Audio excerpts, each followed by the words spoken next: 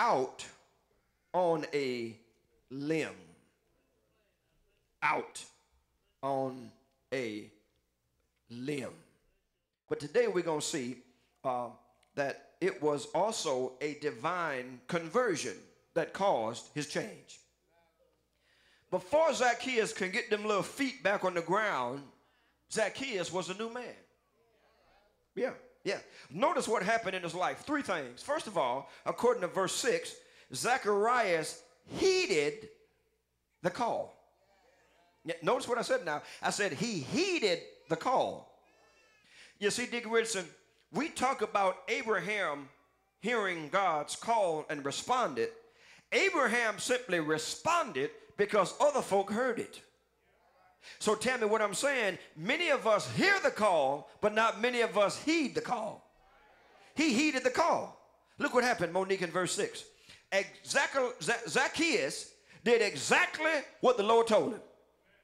He did exactly what he told him. He made haste. He came down, but don't stop reading. It says something very peculiar there, Sister Julia Taylor. It says that he also received him. Watch this now, Sister Vernia. In the original, it means to receive as a guest. It means to receive beneath the surface. Brother Robbie Patton, it means to take in. Okay? Watch this now. The idea is that Zacchaeus did more than simply receive him into his home. Most importantly, he received him into his heart. See, a lot of us will let you in the house, Kevin, but we ain't receiving you nowhere else. And as soon as you leave, we start spraying the stuff that you touched and sat on. He not only received him in his home, Sajada, he received him in his heart. Now watch this now. Zacchaeus Richardson, no doubt he had heard the claims of Jesus. He has no doubt heard the call of Jesus.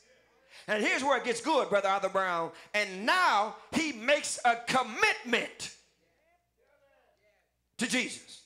Notice I said, Renee, that he made a commitment and not a decision. I'm getting ready to show you a vast difference between a decision and a commitment. They are as different as lightning and a lightning bug. See, Deacon Richardson, a lot of us have made a decision, but we ain't made a commitment to Jesus. Yeah, let me show you. We've got, in the United States of America, we've got over 100 million churches in the United States. 100 million. As small as Battle Creek is, there's one on every corner. There's over 100 million churches.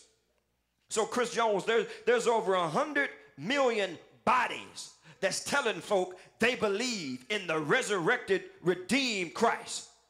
There's over 100 million bodies telling folk that I'm standing on the rock. Over 100 million bodies, Brown, that's telling folk that God has all power, can do everything except fail, everywhere present at the same time, knows everything. But yet, we've got more moral and spiritual decay than we've ever had. Yeah, we've got, Richard, listen now. There's over 100 million churches in the United States. And all those 100 million will tell you, I love the Lord, he heard my cry. Pitied every groan, long as trouble rise, I'll hasten to his throne. Well, if that's the case, why is it then, Deacon Richardson, that the average size of a Sunday school in these United States is 65 people? Now, he's all that. Well, then, if he's all that among the 100 million, it seemed like we would have a bigger average than 60.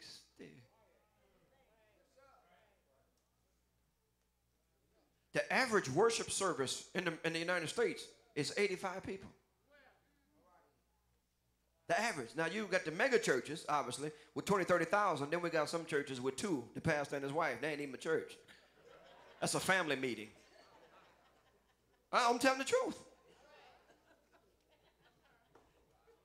We love the Lord. He all that. But you can't get 50 folk in an average Bible study or prayer service in the evangelical church in the United States.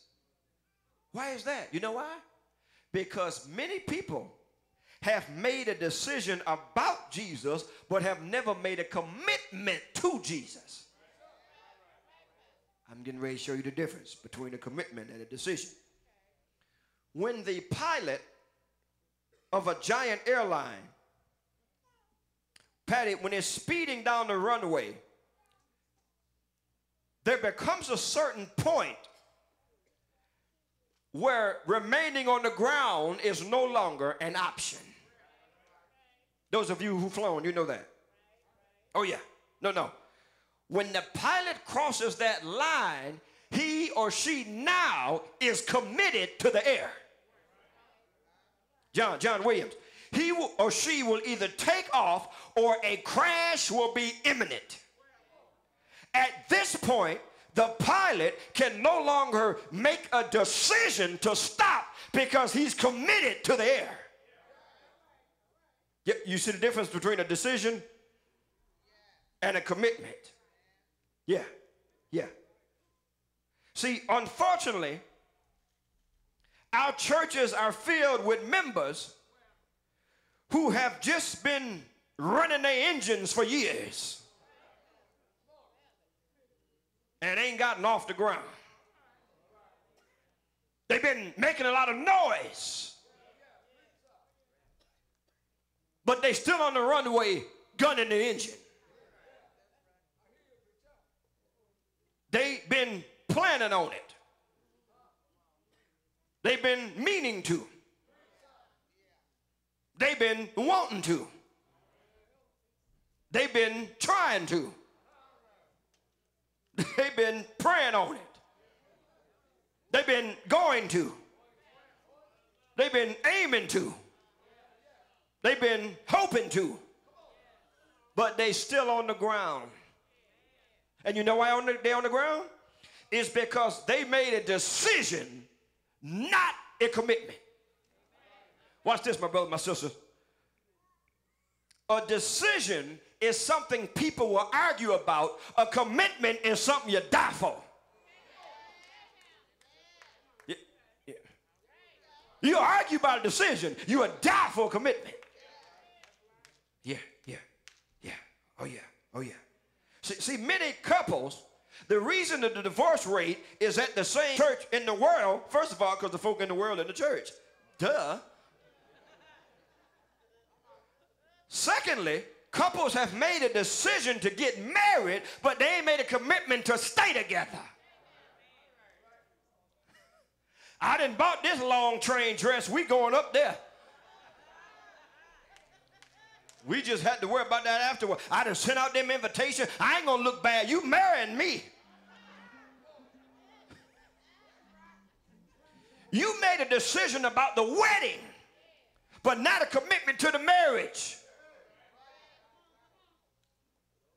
Folk been together 3-4 weeks. You pull a Kim Kardashian.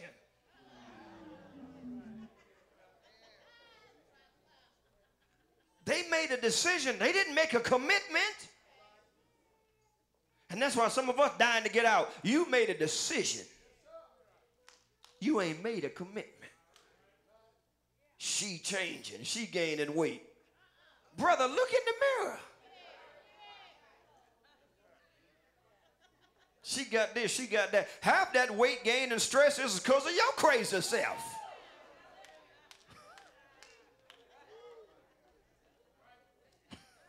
Well, she changing and you got Dunlap.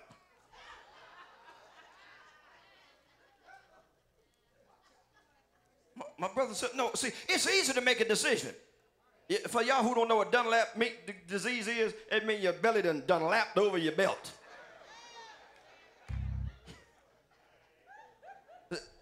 Look, Dick Richard.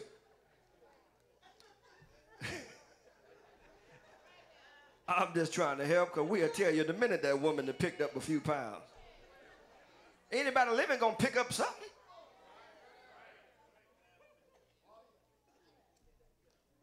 Decisions are basically made by one of four motivations.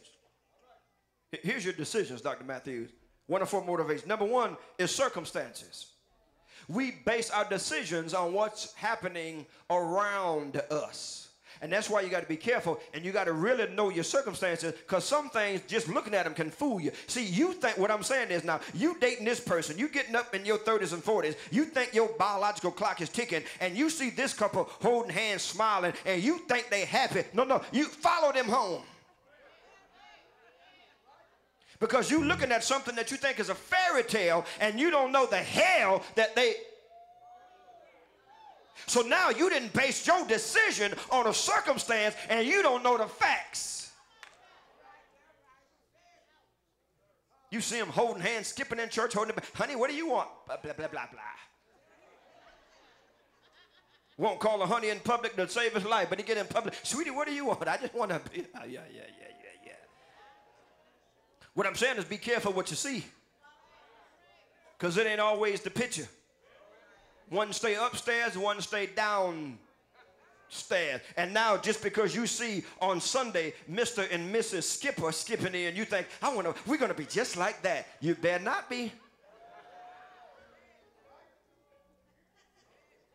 That's what happens, Rosemary, when you make your decision based on circumstance, what's happening around me.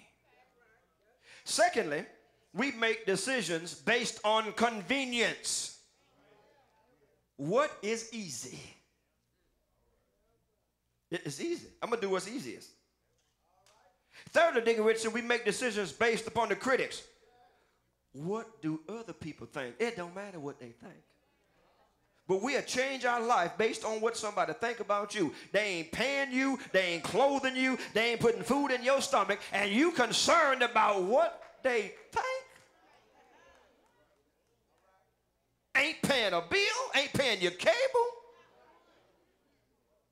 And you will go buy a car and get yourself in debt based on what they think you ought to have.